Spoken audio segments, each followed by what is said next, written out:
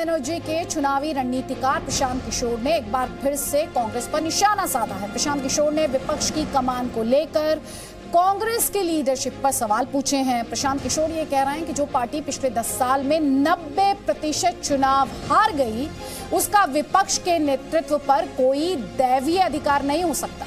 कल आपको याद होगा, ममता बनर्जी ने यूपीए खत्म होने की बात कही थी, कांग्रेस पर सवाल उठाए थे, राहुल गांधी से नाम लिए बिना साफ कहा था कि विदेशों में बैठकर राजनीति नहीं की जा सकती और कांग्रेस पार्टी ग्राउंड पर लड़ने में नाकाम रही है। ये बात भी ममता बनर्जी ने इशारों में कही थी और इसीलिए आज ताल ठोक के बड़ा सवाल यही है कि ममता बनर्जी और उनके रणनीतिकार प्रशांत किशोर कांग्रेस पर सवाल उठाकर 2024 से पहले ही दीदी को विपक्ष का चेहरा साबित करना चाहते हैं। क्या ये लड़ाई दीदी को बड़ा चेहरा बनाकर पेश करने की है? और इसीलिए आज ये बड़ी बहस, कई खास मेहमान हमारे साथ हैं। हमारे साथ बीजेपी का पक्ष रखने के लिए शाजिया इल्मी हैं, हमारे साथ तहसीन पूनावाला हैं कांग्रेस पार्टी का पक्ष रखने के लिए, घनश्याम तिवारी समाजवादी पार्टी का पक्ष रखने के लिए, टीएमसी का पक्ष रखने के लिए संजय सरकार हमारे साथ हैं और एनसीपी का पक्ष रखने के लिए उमेश पाटिल अब से बस थोड़ी ही देर बाद हमारे साथ जुड़ेंगे। लेकिन संजय सरकार, पहले ममता बनर्जी, आज प्रशांत किशोर, साफ तौर पर सोची समझी रणनीति ये लगती है टीएमसी की कि 2024 से पहले कांग्रेस को कॉर्नर करो, साइडलाइन करो और दीदी को विपक्ष के बड़े चेहरे के तौर पर विपक्ष का बिग बॉस साबित कर दो। अच्छा, 7 साल में आपने क्या देखा है अदिति जी? 7 साल में हम देखा पार्लियामेंट में राहुल गांधी जी को, मोदी जी को आंख मारना और गले लगाना। इसको छोड़ के 7 साल में आप क्या देखा? विपक्ष पार्टी होने के नाते देखिए, पेट्रोल का, डीजल का मुद्दा था, किसानों को मुद्दा था, नौजवान अनएम्प्लॉय का मुद्दा था, पीड़ित महिला का मुद्दा था, बहुत सारे मुद्दा ऐसे था भारतीय जनता पार्टी छोड़ के रखे थे। लेकिन वो मुद्दा पे कभी भी चर्चा और पार्लियामेंट में नहीं कर पाए और रास्ता स्ट्रीट फाइट जिसको बोला जाए, जैसे ममता बनर्जी स्ट्रीट फाइट करती है, जैसे हम लोग गली गली में हम लोग राजनीति करते हैं, स्ट्रीट फाइट करते हैं, उस तरफ से कहां देखा, बूथ में पहुंच नहीं पाए हैं। आप एसी रूम में बैठ के और 5 स्टार में बैठ के आप राजनीति करेंगे और आप जनता और बूथ वर्कर के पास में नहीं जाएंगे तो वो पार्टी टिकने वाला है? सही बोला, यूपी है ही नहीं है, कांग्रेस है ही नहीं है, कुछ भी नहीं है, 0/0 है। ठीक है, कांग्रेस आपके हिसाब से 0/0 है। घनश्याम तिवारी, आपके हिसाब से भी कांग्रेस 0/0 है? नमस्कार अदिति जी, आपको, दर्शकों को और को पैनलिस्ट को। मुझे लगता है कि 2024 की लड़ाई और उसमें कौन 100 पे है, कौन 0 पर है, ये हमारे सामने नहीं है। हमारे सामने समाजवादी पार्टी के सामने 2022 की लड़ाई है। हमारे सामने संसद का मौजूदा सेशन भी है जहां पर सांसदों को निलंबित किया गया है। हमारे सामने एक ऐसी सरकार केंद्र और राज्य में है जो निरंकुश है, तानाशाह है और जिसने अच्छे दिन के अपने वादे को ममता बनर्जी ने जो कहा, कल अखिलेश यादव ने कहा बीजेपी और कांग्रेस एक जैसे है, तो सीधे सवाल का सीधा जवाब आप दीजिए। मैं सीधा ही जवाब दे रहा हूं। मैं ये कह रहा हूं कि जो उन्होंने कहा, ये 2024 की रूपरेखा तैयार कर रही है। हमारे लिए हमारा लक्ष्य बिल्कुल सामने है, 2022 का चुनाव। इसलिए हम इस लड़ाई में नहीं पड़ना चाहते कि ममता बनर्जी और कांग्रेस में से कौन मुख्य विपक्ष है। हमारी दृष्टि में कांग्रेस और भारतीय जनता पार्टी की रूपरेखा एक जैसी हो गई है। आप कह रहे हैं कि भाजपा और कांग्रेस की रूपरेखा एक जैसी है। तहसीन पूनावाला, आवाज पहुंच रही है आप तक? तहसीन पूनावाला, आप मुझे सुन पा रहे हैं? जी बिल्कुल सुन पा रहा हूँ। आपकी आवाज हमेशा पहुंचती है, हर जगह पहुंच रही है। आपको मेरी आवाज सुनाई दे रही है? बिल्कुल, I can hear you loud and clear. Hello, thank you for joining. जी, अभी संजय सरकार ने माफ कीजिएगा, ये कहा कि कांग्रेस पार्टी इंटरनेट पर लड़ाई लड़ रही है, कांग्रेस पार्टी एक ऑन रूम में लड़ाई लड़ रही है। ये अभी संजय सरकार ने कहा। I hope you heard him. आपका जवाब? जी मैंने सुना। दिल को खुश रखने के लिए गालिब ये ख्याल अच्छा है। और एक गालिब की 2 पंक्ति आपको सुना दूं। और कल मुंबई में लेकर जो ममता जी बैठी थी, तो उसको लेकर मैं बता देता हूँ। तेरी महफिल भी गए, चाहने वाले भी गए, तेरी महफिल भी गए, चाहने वाले भी गए, आकर बैठे ही न थे कि निकाले भी गए। इसलिए कह रहा हूँ कि हाँ, ममता जी मुंबई में कह रही थी कि कांग्रेस पार्टी खत्म हो गई है और फिर ये हुआ कि जो वहाँ के गोवा के जो उनके लीडरशिप है, जिनको उन्होंने वेलकम किया, विजय सरदेसाई जी, वो कांग्रेस को उन्होंने ज्वाइन कर दिया। देखिए, मैं एक चीज़ आपको बता दूँ, एक उदाहरण देकर मैं इस चीज़ को समाप्त कर दूँ। अगर मैं अमेरिका का सिटीज़न नहीं हूँ, जो मैं नहीं हूँ अमेरिका का सिटीज़न, वो ठीक है, लेकिन अगर मैं कहूँ अमेरिका नाम का देश एग्जिस्ट ही नहीं करता, ठीक उसी तरह का बयान ममता जी कह रही है। वो यूपी का हिस्सा है ही नहीं और कहती यूपी एग्जिस्ट नहीं करता। तो इस तरह के बयानों से कुछ होने वाला नहीं है। मैं गणित समझाकर अपनी बात समाप्त कर देता हूं। 2024 में 160 ऐसी सीटें जिसमें डायरेक्ट मुकाबला कांग्रेस वर्सेस बीजेपी, 160 सीटें। मैं इसमें उत्तर प्रदेश नहीं गिन रहा हूं, तमिलनाडु नहीं गिन रहा हूं, केरल नहीं गिन रहा हूं, इन राज्यों को नहीं गिन रहा हूं। Direct fight Congress versus BJP 160 सीटों में। अगर बीजेपी मुक्त सरकार बनने वाली है 2024 में, जो बनेगी, वो इस पर निर्भर करता है कि इन 160 सीटों पर कांग्रेस का परफॉर्मेंस क्या होता है। अगर इन 160 सीटों में से कांग्रेस 100-110 सीटें जीत जाती है तो कांग्रेस लेड सरकार होगी, वरना बीजेपी लेड सरकार होगी। इसके अलावा कोई तीसरा गणित नहीं बैठता है। ठीक, तहसीन पूनावाला, प्रशांत किशोर ने आज क्या कहा? प्रशांत किशोर ने कहा, दो बातें उन्होंने कही, ध्यान से सुनिएगा। Congress leadership is not the divine right of an individual, especially when the party has lost more than 90% elections in last 10 years. आपका जवाब, पार्टी has lost 90% elections, 90% चुनाव हार चुकी है पिछले 10 सालों में, और leadership is not the divine right. दो चीज, पहले मैं जो अमेरिका का उदाहरण दिया उसे मैं एक्सटेंड करता हूं।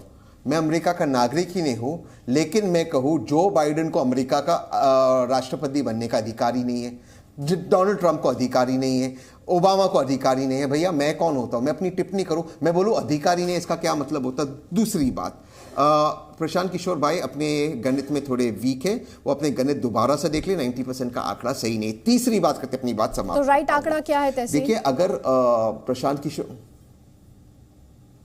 2018 में मध्य प्रदेश कौन जीता था, पंजाब कौन जीता था, छत्तीसगढ़ कौन जीता था, झारखंड कौन जीता था, कर्नाटका कौन जीता था, मोदी जी के विरोध इन सारे चुनाव कौन जीते थे, और उत्तर प्रदेश में कौन था जो अखिलेश जी और राहुल गांधी जी के साथ एडवाइजरी रोल में था, जिसके चलते दोनों पार्टी हार गई। उनकी जीत, उनकी हार नहीं।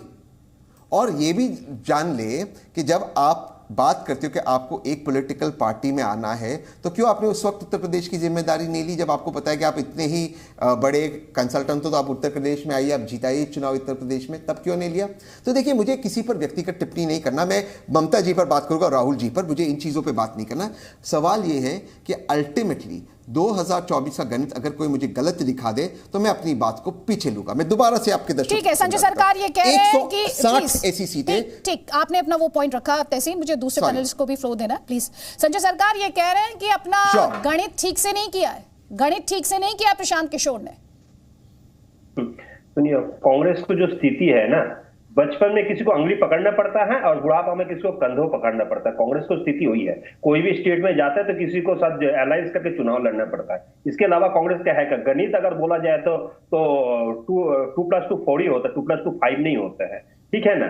तो इनको पहले सोचना चाहिए किसको अंगुली पकड़ना और किसको कंधों पकड़ना है। पहले ये सोच कर तय कर ले, उसको बाद में 2024 के लिए बहुत बड़ा मुंगेरी लाल का हसीन सपना जो देख रहा है देख सकता है। लेकिन देश के जो जनता है इस समय, देश की जनता, आप अगर बस स्टैंड में जाइए, बस में चलिए, वहां बोलेंगे ममता बनर्जी प्रधानमंत्री बनने के लायक है, ठीक है? कोई चाय की दुकान में वो बोलेंगे, आप ऑटो में चलिए, वो ऑटो वाला भी बोलेंगे। अगर आपको मतलब जब मेट्रो चल के जाएंगे, मेट्रो में भी बोलेंगे दीदी इस समय देश का प्रधानमंत्री बनने के लिए सबसे मजबूत स्थिति में है। हर जगह में एक बात होता है। मैं नहीं बोल रहा हूं, आप एक बार 1-2 दिन आप बाजार में जाइए, बस में चलिए। हम दिल्ली के ऑटो में भी चल रहे हैं, दिल्ली के बसों में चल रहे हैं, चाय के दुकान में चाय पीते भी पूछे हैं, सब्जी मंडी में बोलेगी राहुल गांधी के बारे में भी लोग बोल रहे हैं। वो तो ये आपका दावा है, वो कहेंगे राहुल गांधी के बारे में भी बोल रहे हैं कि मोदी जी की जगह राहुल गांधी आने चाहिए। तो दावे हैं, आपकी पार्टी का दावा है, तहसीन पूनावाला का भी दावा है, तो दावों के बीच जनता को डिसाइड करने दीजिए, दावों के बीच जनता को डिसाइड करने दीजिए। लेकिन उमेश पाटिल, आपके लिए बहुत ही, सर मैंने आप ही के साथ इस डिस्कशन की शुरुआत की थी, प्लीज। उमेश पाटिल, आपके लिए तो बहुत विचित्र स्थिति है। एक तरफ आपका गवर्नमेंट पार्टनर कांग्रेस है, अलायंस पार्टनर, आपको उनको भी खुश रखना है। दूसरी तरफ ममता बनर्जी हैं, पवार साहब के बगल में खड़ी रही, और वहीं पर उन्होंने कहा कि यूपीए तो खत्म हो गया। तो आप किधर हैं? देखिए, अपना नजरिया है, और दूसरी बात यह है कि जो जीतता है उसको बोलने का जो होता है अधिकार होता है, और जो हारता है उसका जो है आत्मचिंतन करना उसकी जिम्मेदारी होती है। और प्रशांत किशोर ने जो कहा है उसमें 90% नहीं है, लेकिन बहुत जो है उन्होंने कहा वो कांग्रेस के लिए आत्मचिंतन करने वाली बात है। महाराष्ट्र में हम कांग्रेस के साथ है और शिवसेना के भी साथ है, महाराष्ट्र की गवर्नमेंट एक अलग बात है और वो अलग सिचुएशन में महाराष्ट्र की गवर्नमेंट बन गई। नेशनल व्यू से देखा जाए तो पवार साहब कोशिश यही करते रहेंगे कि बीजेपी के अगेंस्ट में पूरे देश में जितने भी जो सेक्युलर पार्टीज है वो एक हो जाए और सब मिलके जो है तो बीजेपी को परास्त करने के लिए हम अपने अपने एजेंडा जो है वो अपने अपने स्टेट में रखकर एक नेशनल एजेंडा बनाए और उसमें लीडरशिप की कोई बात नहीं है, बस हमको तो उमेश पाटिल जी, आप ये मान रहे हैं कि यूपीए जो है वो अपना, आपने कहा कि एक नेशनल अलायंस हम बनाए, व्हाट इज यूपीए क्या है सर? यूपीए देखिए, यूपीए जो है ना, ये जो बना उसको ये कहा गया। आपकी आवाज में एको आ रहा है, आपकी आवाज में एको आ रहा है सर, वो टेक्निकल ग्लिच को फिक्स कराएंगे। कमेंट जल्दी से शाजिया इल्मी का। शाजिया इल्मी, विपक्ष का बिग बॉस कौन होगा, ये लड़ाई आपको सूट करती है इस वक्त, कम से कम जो खींचतान है? देखिए, तो आप विपक्ष से पूछिए, ये मैं इसका जवाब मैं कैसे दूं? मतलब ये आप मुझसे नहीं पूछ सकती हैं सवाल। मैं आपसे ये सवाल नहीं पूछ रही हूँ विपक्ष का बिग बॉस कौन होगा, मैंने कहा सिचुएशन आपको सूट करती है। मुझे लगता है जब विपक्ष में नहीं, जब विपक्ष में ये लड़ाई थी भी नहीं, जब ये लोग सब हाथ पकड़कर छुपम छुपाई खेल रहे थे, झप्पी पप्पी ले रहे थे, तब भी हमारी जीत हुई थी, आपने देखा। बल्कि मोदी जी ही और भाजपा ही थी जो पहली बार देश के इतिहास में इनकम्बेंसी को बीट करके लोकसभा चुनाव में और बढ़त के साथ वापस आई है। तो आप देखिए, तो मतलब मुझे लगता नहीं, जब लोग साथ भी थे और एकता का दावा भी कर रहे थे, चाहे जितना भी खोखला ही सही, लेकिन तब भी भाजपा वापस लौट के आई है। और आप भाजपा का स्ट्राइक रेट देखिए, उन्हीं प्रशांत किशोर जी से पूछिए जो कल तक कह रहे थे कि मैं तो पॉलिटिक्स से अब ये और काम में करूँगा नहीं, लेकिन सुनने में आया वो वापस ममता जी को मोदी बना ममता जो मैच होगा उसमें उसका कुछ अग्रीमेंट कर रहे हैं उनके साथ, तो इस तरह का कुछ चल रहा है मामला। आप कह मोदी बना तो ममता जो मैच होगा, मतलब आप पहले से कह रहे थे? नहीं, मैं कह रही हूँ कि कुछ ऐसा अग्रीमेंट हुआ है। प्रशांत किशोर जी उसने अनुबंध का हिस्सा हैं। उनकी टीम जो कल तक दावा कर रहे थे कि वो अब ये जो है सफोलॉजी का, ये जो कंसल्टेंसी का काम जो है वो नहीं करेंगे, तो मैं बता रही हूँ अच्छे लोग जो हैं, जो बहुत बातें करते थे, दावे करते थे, वो सारे झूठे निकले सारे। तो हम जब भी एकता का भी नाटक कर रहे थे तब भी हम जीत के आए। अब उनके सारा असली जो चेहरा सामने आ रहा है, तब भी हम वहीं पे हैं। हमने तो अपनी जमीन नहीं बदली। ठीक है, उमेश पाटिल, नीचे से जमीन खिसकाई है हमारा जो, लेकिन हमें मुझे बोलने दीजिए, मुझे वक्त नहीं मिला बोलने का। अब आप देखिए दोनों पार्टियां, इनका क्या मकसद है कि हम भाजपा को जी नहीं, अब सारी, क्योंकि सारी की सारी पार्टियां जो बोल रही हैं वो सब भाजपा के खिलाफ बोल रही हैं, तो कम से कम आप भाजपा को उतना वक्त तो दीजिए, क्योंकि सब बनाम बीजेपी है, तो मुझे वक्त इतना तो मिलना चाहिए, क्योंकि मैं ही हूँ जो दूसरे पक्ष को यहाँ पे नुमाइंदगी मिल रहा है। आप अपनी बात रखिए ना। सारी की सारी सारी की सारी पार्टियों का क्या मकसद है? एक केंद्र बिंदु है, हम लोग भाजपा को हरा सकते हैं, नहीं तो हम लोग बेहतर हराएंगे, नहीं हम बेहतर हराएंगे। यानी कि पूरा की पूरी उनकी सोच और एक केंद्र बिंदु जो है वो है भाजपा को हराना। आप खुद सोचिए, इस नकारात्मक सोच के साथ और इतनी ये डिफीटिस्ट मेंटालिटी के साथ, ना इसमें कहीं देश का कहीं नाम है, ना कुछ राष्ट्रवादी सोच है, ना कोई जनहित इसमें कोई योजना या कोई कल्याणकारी सोच है, कुछ भी नहीं है। और आप सोच सकती हैं कि इस सोच के साथ और इस मानसिकता के साथ ये इनका पूरा की पूरा राजनीतिक वजूद और अस्तित्व इसी पर आधारित है, भाजपा को हराना है। और भाजपा का मकसद क्या है, और हमारे प्रधानमंत्री जी और हमारी पूरी पार्टी का क्या है कि किसी न किसी तरह से जितने से ज्यादा भारतीय हैं उनकी जिंदगियां बेहतर हो, घर घर जो है आप साफ जल मिले, पोर्टेबल वाटर हो, शौचालय हो। मतलब आप सोचिए, अंतर देखिए आप। ये मैं जब सुन रही थी इन सबकी बातें, मैं सोच रही थी कि कितना अंतर है वाकई में इनकी सबकी सोच और एक कॉन्स्टिट्यूएंसी के बीच लोग भाग रहे हैं, वही जो आइडेंटिटी पॉलिटिक्स वाली जो वो है ना, वही सोच। तो जाहिर सी बात है इनका मुकाबला होगा एक दूसरे के साथ, एक दूसरे को ही रिप्लेस कर सकते हैं ये लोग। हमारी तो पूरी कॉन्स्टिट्यूएंसी पूरा भारत है, तो हमें तो नहीं किसी से मुकाबला है, क्योंकि उनकी वही सोच है भैया पैच कर दो, मुस्लिम की राजनीति कर लो, दलित की राजनीति कर लो। प्रशांत किशोर ने कहा भी था क्लब हाउस चैट में, इनका तो यही रहा है सारी पार्टियों का, अपने को बोलो सेक्युलर और कहा मुसलमानों के मसीहा हैं। आपने बहुत सारे आरोप लगाए दूसरी पार्टियों पर, अब उनके जवाब सुनिए।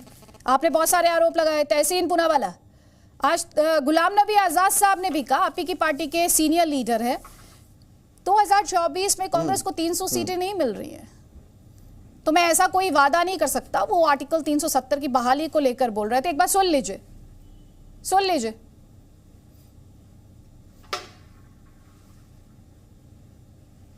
चलिए वो रिएक्शन आपको सुनाएंगे, लेकिन जो गुलाम नबी आजाद साहब ने कहा उसे क्या माना जाए? ये बेबसी है, ये सरेंडर है, ये क्या है, या एक रियलिस्टिक अप्रोच है?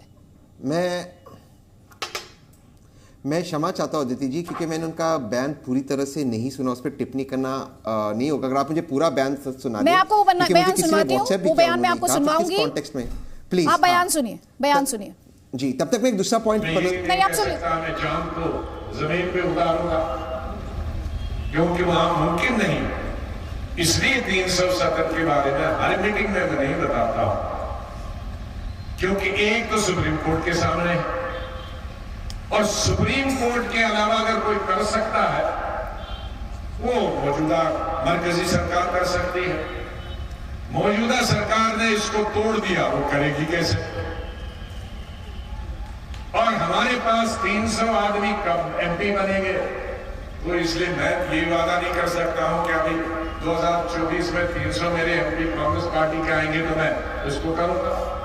अल्लाह अल्लाह खैर सलाह, अल्लाह करे कि 300 आए, लेकिन मुझे अभी तो नहीं दिखता। सुना तहसीन पूनावाला, मुझे तो नहीं दिख रहा। हाँ तो बेचारे सच ही कह रहे कि इस वक्त जो होगा, इस वक्त ये 370 नहीं हट सकता है। माननीय सुप्रीम कोर्ट में मामला आपने जो उन्होंने 300 सीटों को लेकर कहा, मैं उससे लेकर आपसे सवाल पूछ रही हूँ। सुप्रीम कोर्ट को लेकर उन्होंने क्या कहा, उसे लेकर मैं सवाल नहीं पूछ रही हूँ।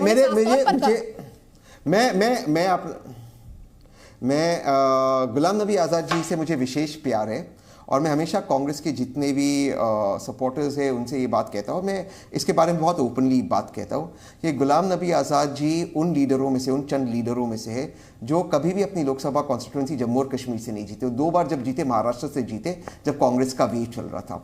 तो 300 अगर कांग्रेस को नहीं मिलती है तो इस पर गुलाम नबी आज़ाद साहब को भी इंट्रोस्पेक्ट करना चाहिए कि जनरल सेक्रेटरी इंचार्ज थे उत्तर प्रदेश के, जनरल सेक्रेटरी इंचार्ज थे तमिलनाडु के, तो वहाँ पर कांग्रेस के संगठन क्यों खराब हुआ, इस पर उन्हें भी इंट्रोस्पेक्ट करना चाहिए। मैं एक और चीज से अपनी बात समाप्त करता हूं। देखिए दीदी ने एक चीज कही कि यूपीए की जो लीडरशिप है उसको लेकर वो बात कर रही थी, शायद उमेश भी उसको लेकर बात कर रहा था, और मैं इससे पूरी तरह से sorry I allow you to make your second point 1 second, because आपने गुलाम नबी आजाद साहब की बात की, आपने गुलाम नबी आजाद साहब को इंट्रोस्पेक्ट करना चाहिए ये तो कहा, पर क्या सब जगह गुलाम नबी आजाद साहब की वजह से ही पार्टी हार गई? कभी सेंट्रल लीडरशिप को भी कहा कि उन्हें इंट्रोस्पेक्ट करना चाहिए कि आज पार्टी की हालत क्यों है? सबको करना चाहिए, बिल्कुल सबको करना चाहिए। और मैं सोचता हूं 2 ही व्यक्ति है उस पार्टी के अंदर, कांग्रेस के अंदर, जो मोदी जी के खिलाफ और आरएसएस के खिलाफ लड़ रहे और कभी कॉम्प्रोमाइज नहीं करेंगे। उनका नाम है श्री राहुल गांधी जी और श्रीमती प्रियंका गांधी जी। इसलिए हम लोग जो कांग्रेस को वोट करते हैं और जो कांग्रेस के जो समर्थक है वो हमेशा गांधी परिवार के साथ लॉयल रहेंगे, क्योंकि वो जानते हैं कि कोई भी व्यक्ति कहीं और जा सकता है, लेकिन गांधी परिवार का व्यक्ति आरएसएस के साथ कभी भी समझौता नहीं कर सकता। यही एक परिवार है जिसने इस मुल्क के लिए शहादत दी है आजादी के बाद। मैं अपनी दूसरे पॉइंट पर आना चाहता हूं, जो बहुत महत्वपूर्ण पॉइंट है, जिसको लेकर डिबेट चल रही है। जो उमेश ने भी कहा एनसीपी के, और जो ममता जी ने कहा, हालांकि ममता जी यूपीए का हिस्सा नहीं है, बिल्कुल सही। यूपीए की लीडरशिप तय तब होगी 2024 में, अगली बार तय होगी, तो जिसकी जितनी संख्या बारी उसकी उतनी हिस्सेदारी।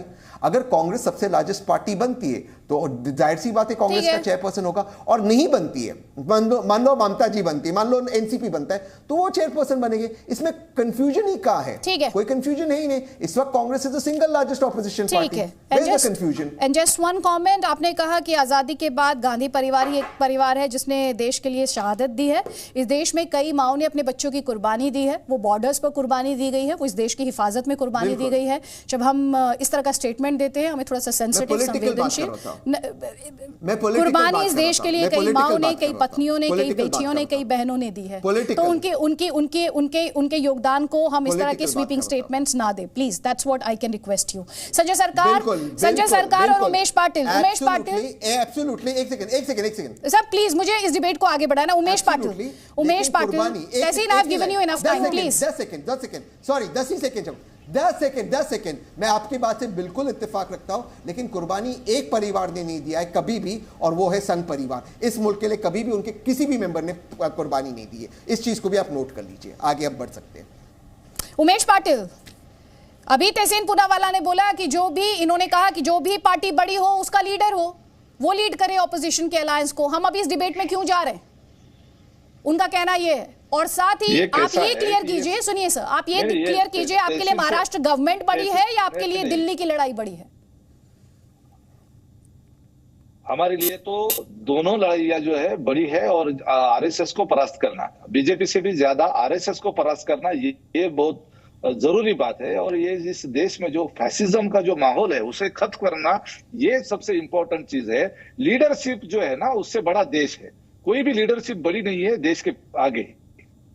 तो इसलिए पहले देश को बचाना है, ये आप कांग्रेस से कह रहे हैं और इसके लिए जो है ना, जो समविचारी है, दोनों से कह रहा हूं। ममता दीदी जो है ना, उन्होंने करके दिखाया है, तो इसलिए मैंने पहले ही कहा कि उनको बोलने का राइट है, और कांग्रेस को आत्म परीक्षण करना चाहिए। ऐसा नहीं है कि कांग्रेस में खामियां नहीं है। अभी भी मुझे तहसीन से बात करते सुनते पहले मुझे ये लग रहा है कि अभी भी वो एक तरह से क्या होता है। तहसीन दीजिए जवाब, खामियां है कांग्रेस पार्टी में, ममता बनर्जी के पास ये अधिकार है, उन्होंने खुद को प्रूव किया है, कांग्रेस में खामियां है।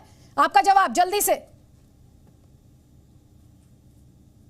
कौन मना कर रहा है कि हर किसी को इंट्रोस्पेक्शन नहीं करना चाहिए? मध्य प्रदेश में चुनाव कौन जीता, झारखंड में कौन जीता, छत्तीसगढ़ में कौन जीता, कर्नाटका में कौन जीता, कौन भाजपा को लगातार हरा रहा है? और देख ले कि 2024 में कांग्रेस बड़ा दल बनता है कि राष्ट्रवादी पार्टी। ये जो इंट्रोस्पेक्शन की बात है, इंट्रोस्पेक्शन अजीत पवार को भी करना चाहिए था जब उन्होंने पूना पैटर्न बनाया था 2008 में कांग्रेस को बाहर रखने के लिए। उमेश को ये पता नहीं होगा 2008 में क्या हुआ था। अजीत पवार ने पूना पैटर्न बनाए थे, उन्होंने कांग्रेस को बाहर रखने के लिए पूना पैटर्न बनाया था। तो ये चीज है, इंट्रोस्पेक्शन अजीत पवार साहब को भी करना चाहिए। तो देखिए, हम दूसरे को हम हिदायत ना दें, अपनी पार्टी को देखिए, अच्छी बात है। Thank you. मैं कोई कांग्रेस का मेंबर नहीं हूँ, मैं कांग्रेस का कोई मेंबर नहीं हूं। कांग्रेस के मेंबर्स को कर देना है। सुनो, एक मिनट मुझे कहने दीजिए। मैं अजीत पवार को कभी क्रिटिसाइज नहीं कर रहा हूं। क्यों पूना पैटर्न क्यों बनाया 2008 में? बनाया था या नहीं बनाया था 2008 में? पूछे उनको क्यों गए थे देवेंद्र फडणवीस के साथ? बनाया था, पूछ लो। और अरे भैया आप पूछो। आज सुनो ना, अजीत दादा ने 2020 गवर्नमेंट से पहले जो है ना, सुनिए, करना चाहिए, सरकार बनी थी। यही आरोप करने से कैसा है ना, ये कांग्रेस जो है ना, ये कांग्रेस के सिवाय देश में कोई पार्टी थी ही नहीं। आज कांग्रेस जो है ना, विपक्ष का नेता बनाए, इतना भी उनके पास अभी मेंबर्स नहीं रहे। तो इसलिए हम चाहते हैं कि कांग्रेस बड़ी हो, कांग्रेस की ताकत बढ़े, हम चाहते हैं। उमेश पाटिल जी, तस्वीरें हम एक दिखा रहे हैं, एक तस्वीर हम दिखा रहे हैं ममता बनर्जी और शरद पवार जी की। ये विपक्ष का पार सेंटर चेंज करने की कोशिश है। क्या ये तय कर चुके हैं पवार साहब कि अब सोनिया गांधी और कांग्रेस को साइडलाइन करके ही वो रुकेंगे? और जिस स्टेटमेंट का जिक्र मैंने इस बहस की शुरुआत में किया, वो स्टेटमेंट जब ममता बनर्जी ने दिया तो पवार साहब उस प्रेस कॉन्फ्रेंस में मौजूद थे। इस सवाल के साथ मैं आऊंगी, लेकिन आपने कहा इस देश में फासिज्म है। शाजिया इल्मी ये कह रहे हैं फासिज्म है, फासिज्म से लड़ने के लिए सब एक साथ आए।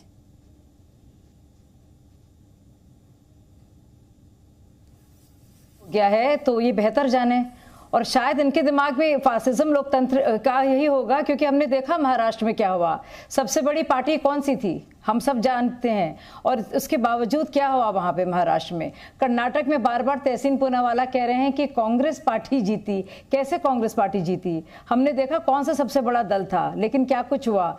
तो हम देखिए, हम सब लोग लोकसभा और विधानसभा के सारे नतीजे जानते हैं, और हम जानते हैं कि कौन कितनी सीटों से हारा, कौन कितनी सीटों से जीता। लेकिन इनके लिए फासिज्म ही मतलब हो गया लोकतंत्र का, और लोकतांत्रिक तरीके से ही भाजपा सबसे बड़ी पार्टी बन गई है, और ना सिर्फ देश की पर दुनिया की। और वो किस लिए? क्योंकि ये जन कल्याण के काम कर रही है। लोगों को पहली बार आजादी के बाद बुनियादी सुविधाएं, पानी जैसी एक सुविधा, शौचालय जैसी, इज्जत घर जैसी एक घरों में मिल रही है। एक ऐसी जरूरत जो कभी जरूरत की चीज जो पहले नहीं नसीब थी। तो मुझे लगता है उसका मुकाबला हो नहीं सकता। ये सब देखिए चतुराई की, चालाकी की बातें हैं। और मुझे लगता है जिस खेला होबे की बातें हो रही है, वो खेल अलग हो चुका है।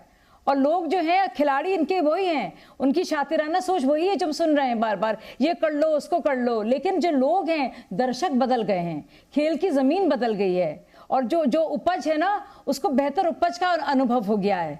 तो इसलिए अब इसके से काम नहीं चलने वाला है। लोग चाहेंगे बेहतर उपज, लोग चाहेंगे बेहतर फसल, लोग चाहेंगे अच्छी जमीन। ठीक है, उमेश पाटिल और उसके बाद तहसीन पूनावाला, ये सुन लीजिए, आप लोकतंत्र के बारे में बात करते अच्छे नहीं लगते। शाजिया इल्मी ने भी यही कहा। गुलाम नबी आजाद का उन्होंने नाम लिया और गुलाम नबी आजाद की ये बात कर रहे हैं क्योंकि उन्होंने कुछ ऐसी बात कह दी जो तहसीन पूनावाला और उनके जैसे लोगों को पसंद नहीं आई।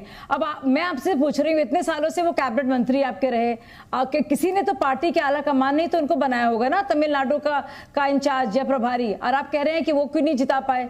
तो अब भाई कोई तो देख रहा होगा। तो आप आला कमान को कुछ कहना नहीं चाहते, जो खिलाफ बोलेगा आप उसके खिलाफ कुछ ना कुछ बोलेंगे। मतलब सोचने वाली बात है कि आप कहीं भी सच नहीं बोलना चाह रहे हैं। ठीक है, जवाब ले लीजिए तहसीन पूनावाला, उसके बाद उमेश पाटिल। समझ में नहीं आ रहा है क्यों? मैं तो सर जेपी नड्डा जी के बारे में भी बोल देता हूँ, किस तरह से हिमाचल में बीजेपी के अध्यक्ष बनने के बाद हिमाचल में सफाया हो गया भाजपा का। मैं तो सर जेपी नड्डा जी के बारे में भी बोलता हूँ कि क्या उनकी पोजीशनिंग है। तो ये चीज़ों में कि अगर मैं एक राजनीतिक विश्लेषक के हिसाब से सच बताता हूँ तो मैं सच बोलता हूँ, चाटी ठोक के ताल ठोक के कहता हूँ कि अगर गुलाम नबी आज़ाद जी कोई क्लेम करते तो उन्होंने कभी जम्मू और कश्मीर से लोकसभा चुनाव नहीं जीता। तो ये हकीकत है। अगर मेरे स्टेटमेंट में गलत है, मेरा स्टेटमेंट गलत है, फैक्चुअली गलत है, तो आप बता दीजिए। अगर फैक्चुअली सही तो मैंने गलत क्या कहा है। तो इन मत कीजिए, आप डेटा पे बात कीजिए। डेटा यह है कि 160 सीटों में कांग्रेस वर्सेस बीजेपी का मुकाबला है। जो 160 सीटों में जीतेगा वो अगली सरकार बनाएगा। इसके अलावा और कोई तीसरा डेटा बनता ही नहीं है 2024 के लिए। ठीक है, जल्दी से एक कमेंट उमेश पाटिल। आवाज आ रही है आपको? जी आ रही है मुझे आपकी आवाज। बोलो बोलो उमेश, आवाज ये था तुमसे। अभी जो मैंने हाँ तहसीन, अभी आपने जो कहा और आदित्य ने जो कहा वो दोनों बारे में आप, और जो एंकर ने मुझे जो पूछा, पवार साहब प्रेस कॉन्फ्रेंस में थे लेकिन ममता दीदी जो बोल रही है मतलब बस वो पवार साहब उनके साथ थे। इसका मतलब जो है ना, ममता दीदी ने जो स्टेटमेंट दिया उसे पूरी तरह से पवार साहब सहमत होंगे ऐसा नहीं है। पवार साहब बेसिकली ये चाहते हैं कि पूरे देश में विपक्ष जो है वो इकट्ठा हो जाए, और पहला एजेंडा हमारा ये होना चाहिए कि बीजेपी को सत्ता से बाहर रखे, और उसके लिए अगर कोई कॉम्प्रोमाइजेस करने एक दूसरे को पड़ेंगे तो वो करने चाहिए। और कांग्रेस के बारे में अभी शाजिया में यही कह रही थी, आपने खुद कहा ना कॉम्प्रोमाइजेस, तो उन्होंने कहा कि जब आप बीजेपी को कहते हैं, फासिज्म की बात करते हैं, तो दरअसल किस तरह से लोकतांत्रिक प्रक्रियाओं को आपने धक्का दिया था। महाराष्ट्र में कौन सी सबसे बड़ी पार्टी थी और किस तरह से आपने सरकार बनाई, उन्होंने यही सवाल उठाया था। महेश जी, उन्होंने यही सवाल उठाया था। महाराष्ट्र देखिए, नंबर्स ये जो होते हैं ना, नंबर्स होते हैं। अगर महाराष्ट्र में बीजेपी के साथ शिवसेना नहीं जाती है तो उनका भी गवर्नमेंट नहीं बनता है। हमारी जो डेमोक्रेसी जो है वो डेमोक्रेसी में हमको राज्य की सत्ता लाने के लिए जितने नंबर इकट्ठे होने चाहिए, अगर वो नंबर इकट्ठे होते ऐसा नहीं होता है। देखिए, शिवसेना, कांग्रेस और एनसीपी अगर एक साथ उनके चुने हुए लोक प्रतिनिधि इकट्ठा होते हैं तो वही गवर्नमेंट बना सकते हैं। और यही जो है ना, ये उमेश जी, आपको बीजेपी के हिंदुत्व से प्रॉब्लम है, आपको शिवसेना के हिंदुत्व से प्रॉब्लम नहीं हुई सर? शिवसेना का जो हिंदुत्व है वो बहुजन वाला हिंदुत्व है, वो छत्रपति शिवाजी महाराज वाला हिंदुत्व है। और बीजेपी का जो हिंदुत्व आप इतना सेलेक्टिव है सर, इतना सेलेक्टिव है आप। अभी आपने बहुत अच्छे से अपना पॉइंट रख दिया, अपना एजेंडा आपने रखा कि किसी भी तरीके से बीजेपी को बाहर करना है सर। लोकतंत्र में आपने नंबर्स का भी सहारा लिया, लेकिन जिस नंबर की बात लोकतंत्र करता है आपने उस नंबर को भी ओवरटर्न कर दिया। खैर, यही सियासत है सर, यही सियासत है। ठीक है, घनश्याम तिवारी ये कमेंट करना चाह रहे थे। घनश्याम तिवारी, देखिए, फासिज्म के बारे में बात हुई और आज ही मैं पढ़ रहा था, कुछ समय पहले की न्यूज है कि प्रेस क्लब ऑफ इंडिया में जर्नलिस्ट प्रोटेस्ट कर रहे हैं, इनको पार्लियामेंट में एंट्री जो मिलती है वो नहीं मिल रही है। इसी के साथ जिस तरीके से लोकसभा में एक बिल लाया जाता है, राज्यसभा में लाया जाता है, उस समय चर्चा नहीं होती, उसे फिर हटाया जाता है, उस समय चर्चा नहीं होती, उससे पहले ऑडियंस लाया जाता है। तो एक तो बात तो जनता की नजर में स्पष्ट है कि भारतीय जनता पार्टी न संविधान को, न लोकसभा को, न राज्यसभा को समझ रही है। इसलिए विपक्षी पार्टियां देख रही हैं कि कहां पर कौन सा दल मजबूती से भारतीय जनता पार्टी का मुकाबला कर रहा है और संविधान के साथ, वहां की जनता के साथ खड़ा है, जिसके लिए बेरोजगारी और महंगाई मुद्दा है। जो भी 2024 में होगा उसकी बुनियाद वो पार्टियां बनेंगी जिन्होंने अपने अपने राज्यों में भारतीय जनता पार्टी को उन मुद्दों पर हराया है जो जनता के लिए महत्वपूर्ण है। देश शाज़िया इल्मी, इन्होंने जो आरोप लगाए, जल्दी से आपका जवाब। शाज़िया इल्मी, देखिए मैं वही कह रही हूँ, बार बार वही कह रही हूँ कि कोई इनका एजेंडा नहीं है। वही भ्रष्टाचार से इन पूरी सारी की पर्याय सारी पार्टियां जो सिर्फ भ्रष्टाचारी और परिवारवाद, दो चीज़ों के लिए जानी मानी ये सारी पार्टियां मिलकर कि सारा जो है सारा संसाधन जो है अपने घर अपने परिवार में आए, एक परिवार में आए और वो इसी तरह से हो ना। लोग भारतीय जनता पार्टी क्या चाहती है, प्रधानमंत्री का क्या सपना है कि जनता रहे आगे, इनका क्या है भाजपा रहे पीछे, हम किसी तरह से आ जाए और फिर हमारा परिवार वो आगे रहे। तो यही सोच है और इनके जो प्रतिनिधि हैं वो भी इस मानसिकता को, जो पूरी दास मानसिकता है कि भाई शाही खानदान के हम किसी तरह के बन जाए प्यादे, तो ये इस मानसिकता से सोचते हैं। मैं ऐसे नहीं सोच सकती। तो मुझे तो बड़ा फक्र है कि मैं भारतीय जनता पार्टी में हूं, जहां पे नए नए लोगों को, नए नए चेहरों को, गरीब से गरीब घरों को फायदा मिलता है और कभी उनको मेरिट के अनुसार मौके मिलते हैं। ये अपने पड़े रहे, प्यादे बने रहे वो शाही खानदानों के। मैं बड़ी खुश हूं जहां मैं हूं और मुझे लगता है जनता भी खुश होगी ऐसी पार्टी से जहां पे आम लोगों के लिए बातें हो रही है, बजाय कि नहीं भाजपा को हराना है तो मैं बेहतर हरा सकता हूं। Presenting B News app available on Google Play and App Store. Download it now.